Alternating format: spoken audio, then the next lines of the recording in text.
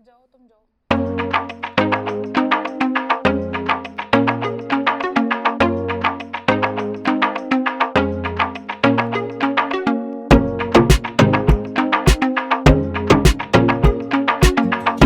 Hi guys, welcome to my channel that comfort food. So मेरा नाम है निकिता। अगर आप मुझे नहीं जानते हो, ऑफ कोर्स आप मुझे नहीं जानते होंगे। सो मेरा जो आज का व्लॉग है वो रिलेटेड है घूमने से। तो मैं जा रही हूँ केरला और मेरी जो भी बैग्स हैं वो सब पैक हो चुके हैं। अगर आपको नहीं दिख रहा हो तो सॉरी। यस, सो मेरे बैग सब पैक हो चुके हैं। ये रहेगी it's gonna be anniversary trip. So पहले मैंने एक बार डाला था गोवा व्लॉग, सो मेरा वो हनीमून व्लॉग था। ये है मेरा एनिवर्सरी व्लॉग। आज की रात की हमारी फ़्लाइट है, अराउंड 9:50 PM की हमारी फ़्लाइट है और हम आधी रात को ही आई गेस 12:50 पे त्रिवेंद्रम पहुंच जाएंगे, Trivandrum airport. So very much excited. भगवान का नाम लेके ट्रिप को करते हैं स्टार्ट। सो फर्स्ट हम लोग पहले दिल्ली मेट्रो पहुंचे थे, वहीं से हम लोगों को एयरपोर्ट पहुंचना था। सो हमारी प्लानिंग ये थी कि हम त्रिवेंद्रम एयरपोर्ट जाएंगे, वहाँ से हम लोग जाएंगे रामेश्वरम बाय कैब। रामेश्वरम से फिर हम लोग आएंगे त्रिवेंद्रम, एंड त्रिवेंद्रम आने के बाद हमारे और भी प्लान्स थे, लाइक फिर हम वर्कला जाएंगे, देन हम मुन्नार जाएंगे। तो वो मैं आपको बाद में बताऊँगी और उसकी सेपरेट एक वीडियो भी आएगी। सो ये था हमारा प्लान। अब आप ये सोच रहे होंगे कि हम त्रिवेंद्रम से रामेश्वरम क्यों जा रहे हैं, हम मदुरई से भी तो जा सकते हैं। वेल, इसकी भी अलग ही स्टोरी है, क्योंकि हम लोगों का टाइमिंग्स और हमारी जो डेट्स थी बुकिंग की, फ़्लाइट बुकिंग की, वो थोड़ी सी अलग अलग हो रही थी। हमारा प्लान पहले ट्रेन से जाने का भी था, बट ट्रेन की टाइमिंग हमें मैच नहीं हो पा रही थी हमसे। दैट इज़ द रीज़न हम लोग कैब से जाने वाले थे।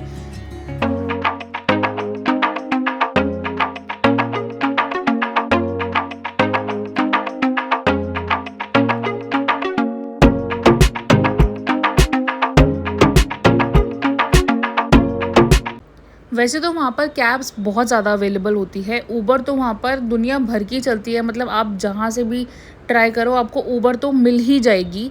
बट हम लोगों का जो डिस्टेंस हो रहा था त्रिवेंद्रम एयरपोर्ट से, वो ऑलमोस्ट 400 किलोमीटर्स का था। सो इतने में ऊबर भी कोई अवेलेबल नहीं दिखा रहा था, क्योंकि रामेश्वरम जो होता है वो नेक्स्ट स्टेट में पड़ जाता है। त्रिवेंद्रम हम लोग केरला में थे और हमें जाना तमिलनाडु था, तो स्टेट चेंज हो रहा था, जिसकी वजह से हमारा जो फेयर था बहुत ज़्यादा हो गया था। फिर हम लोगों ने बहुत सर्च करने के बाद इंस्टाग्राम से एक पेज निकाला जो आई थिंक ट्रिप जी ट्रैवल था। मैं उसको मेंशन कर दूंगी यहाँ पर, और उसका नंबर अगर आपको चाहिए तो मैं वो भी आपको दे दूंगी। काफ़ी अच्छे लोग थे, उन लोगों ने ही हमें एयरपोर्ट से पिक किया। और जहां हमने बोला 24 आवर्स में, आप मान सकते हैं 24 आवर्स में 400 किलोमीटर जाना और आना, 900 किलोमीटर्स ऑलमोस्ट, जिसमें हमने धनुषकोडी भी कवर किया था, वो सब उन्होंने 24 आवर्स में कंप्लीट करवा के दिया। एंड देवर सुपर, मतलब नेचर में देख लो, कैसे मर्जी देख लो। साउथ इंडियंस थोड़ा सा बात करने में स्वीट होते हैं। हाँ, आपको लगेगा कि बात करने में प्रॉब्लम आती है, लाइक उनको प्रॉपर इंग्लिश आती तो है, हिंदी नहीं आती, और जिसको इंग्लिश भी नहीं आती ढंग से बोलनी, तो उनके लिए तो प्रॉब्लम होती है ऑब्वियसली। सो मैं उन्हीं में से एक हूँ। सो अच्छा था, थोड़ा बहुत वो कोऑपरेट कर रहे थे, थोड़ा बहुत हम कोऑपरेट कर रहे थे, थोड़ी सी बात हो पा रही थी।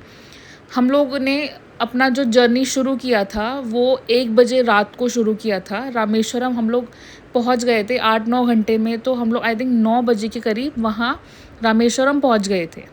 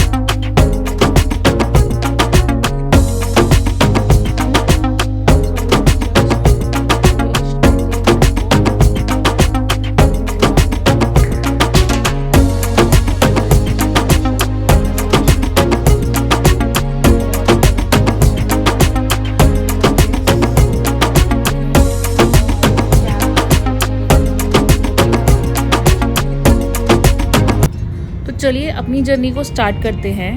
हम लोगों ने, जैसे मैं आपको बता ही चुकी हूँ कि हम लोग आई गेस 9 बजे तक या 10 बजे तक हम लोग रामेश्वरम पहुँच चुके थे।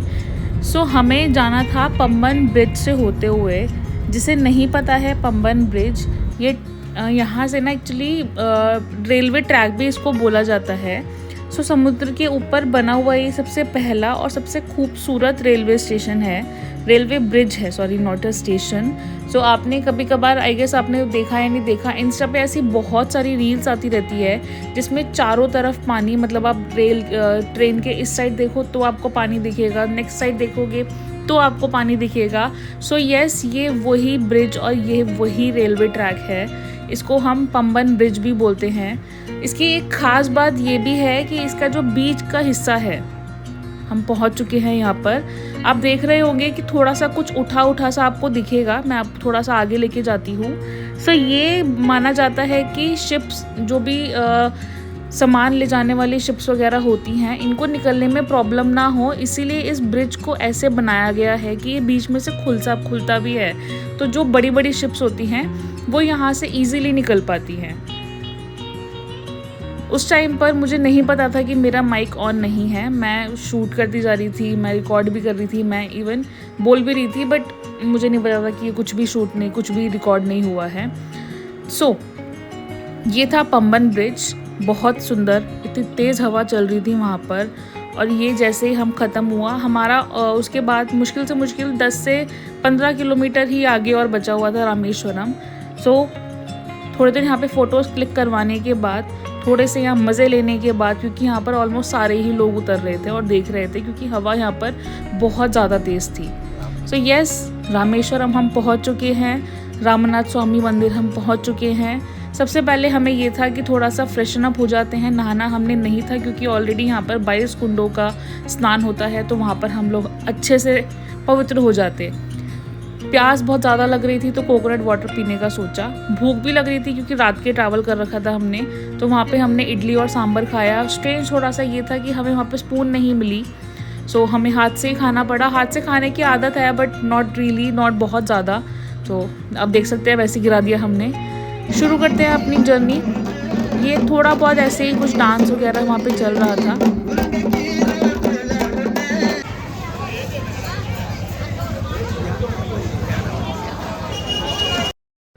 अच्छा, जो वहाँ पे लोकल है ना, मुझे प्लीज़ एक बार कमेंट में ज़रूर बताना कि इन हाथी का, इसका क्या महत्व है, क्योंकि ये वाले हाथी के दर्शन मेरे को अंदर रामेश्वरम में मेन मंदिर में भी हुए थे और मैंने बहुत सारी रील्स में भी देखा है इनके बारे में। कुछ रैली भी यहाँ पे निकल रही थी जिसमें हर एक रैली में, हर एक रथ में भगवान की मूर्ति थी। वो ये भगवान की मूर्ति अंदर ही जा रही थी या कहाँ, ये भी मुझे नहीं मालूम है। ऑल ओवर एक्सपीरियंस बहुत बढ़िया था। यहीं से हमारा स्नान शुरू हो जाएगा, यहीं से एंट्री होती है स्नान की। लाइन भी थी उस दिन, पता नहीं लाइन क्यों थी, इसलिए थी क्योंकि उस दिन तो ऐसा कोई वीकेंड भी नहीं था, वीकडे ही था नॉर्मली। बट स्नान आपको, अगर आपको रामेश्वरम आ रहे हो ना, स्नान बिल्कुल भी स्किप मत करना। बहुत सही एक्सपीरियंस था हमारा स्नान का। 22 कुंडों में स्नान करना और हर एक कुंड में मीठा पानी, अपने आप में ये बहुत स्ट्रेंज है क्योंकि रामेश्वरम जो है वो चारों तरफ समुद्र के पानी से घिरा हुआ है और समुद्र का पानी ऑलरेडी बहुत नमकीन होता है। उस बीच में 22 कुंडों में पानी और मीठा पानी होना है अपने आप में बहुत अच्छी, बहुत स्ट्रेंज है।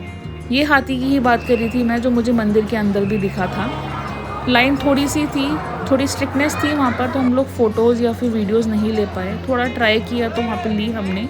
देन हम बाहर आ गए। ये है फेमस कॉरिडोर, जो कि काफ़ी बड़ा कॉरिडोर है और बहुत सुंदर भी है। ये मुझे बताया था कि पोंगल के टाइम पर इन रथों की यूज़ किया जाता है, तो रिसेंटली पोंगल निकला था, तब के रखे हुए हैं ये।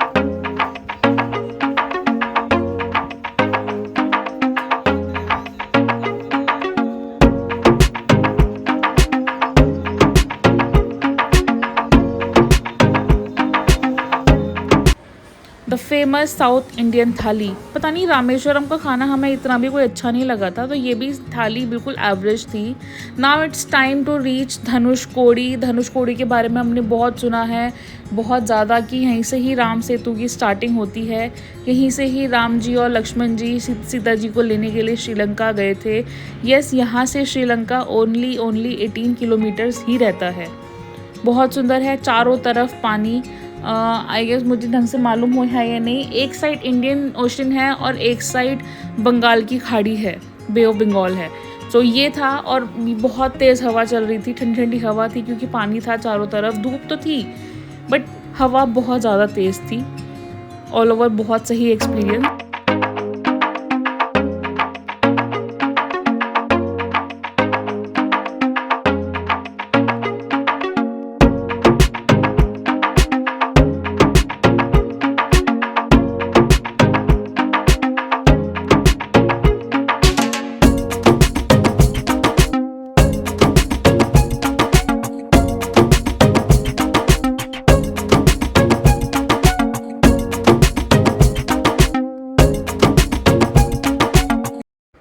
नारियल की तो मानो वहाँ बरसात ही हो रखी थी, इतना नारियल था, इतना नारियल था, और पीने का इतना ज़्यादा मन कर रहा था। ऑरेंज वाले नारियल हमने बहुत ज़्यादा पिए, क्योंकि वो माना जाता है कि मेडिसिनल इफ़ेक्ट्स उसमें ज़्यादा होते हैं एज़ कम्पेयर टू ग्रीन। छोटे छोटे मंदिर कवर कर रहे थे, ये भी उनमें से एक मंदिर था। मैं इसका नाम एक्चुअली भूल चुकी हूँ। एक हमने जो मंदिर विज़िट किया था, उसमें माना जाता है कि सीता जी और राम जी यहाँ आए थे। सीता जी को बहुत ज़्यादा प्यास लगी थी, तो राम जी ने समुद्र के बीच तीर मार के यहाँ से मीठा पानी निकलवाया, मतलब मीठा पानी का यहाँ से उत्पन्न हुआ था। वहाँ पे जो लोग हैं ना, वो बताते भी हैं कि चारों तरफ सिर्फ नमकीन नमकीन पानी है, और सिर्फ इसी जगह पर ये मीठा पानी आता है। आई डोंट नो कहाँ से आता है, किसी को नहीं पता, कोई इसको क्रैक नहीं कर पाया है।